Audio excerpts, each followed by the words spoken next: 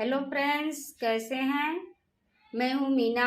हमारे YouTube channel पे आप सभी का स्वागत है। आज मैं बहुत ही सुंदर शिव चर्चा भजन सुनाने जा रही हूं। वीडियो पूरा देखिएगा। पसंद आए तो लाइक शेयर सब्सक्राइब करके इस चैनल को ढेर सारा प्यार दुलार आशीर्वाद देके आगे बढ़ाएं। कमेंट में बताना कैसा लगा। केतनो बढ़ैबा परेशानिया हो, शिव गुरु छोड़ब ना चरनिया। केतनो बढ़ैबा परेशानिया हो, शिव गुरु छोड़ब ना चरनिया।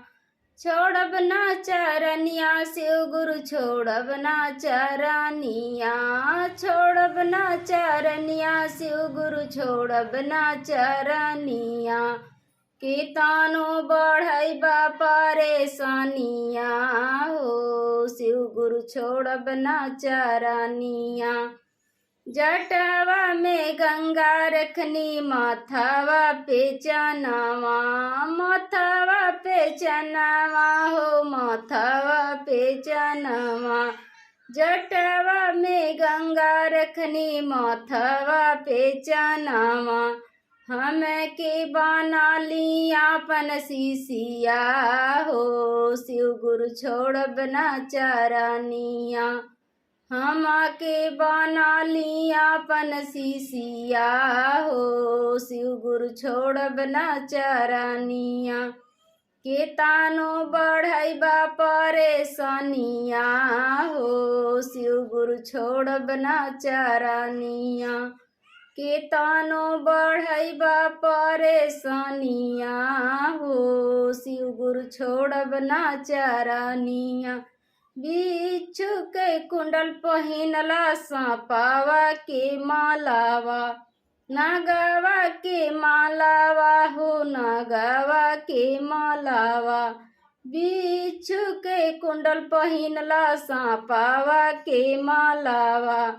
हम के बना लाया अपन सीसिया हो, शिव गुरु छोड़ब ना चरनिया। हम के बना लाया अपन सीसिया हो, शिव गुरु छोड़ब ना चरनिया। केतनो बढ़ैबा परेशानिया हो, शिव गुरु छोड़ब ना चरनिया। केतनो बढ़ैबा परेशानिया हो, शिव गुरु छोड़ब ना चरनिया। अथवा में त्रिशूल डमरुआ, कामर मिर्गा छलावा। कामर मिर्गा छलावा हो, कामर मिर्गा छलावा। हथवा में त्रिशूल डमरुआ, कामर मिर्गा छलावा।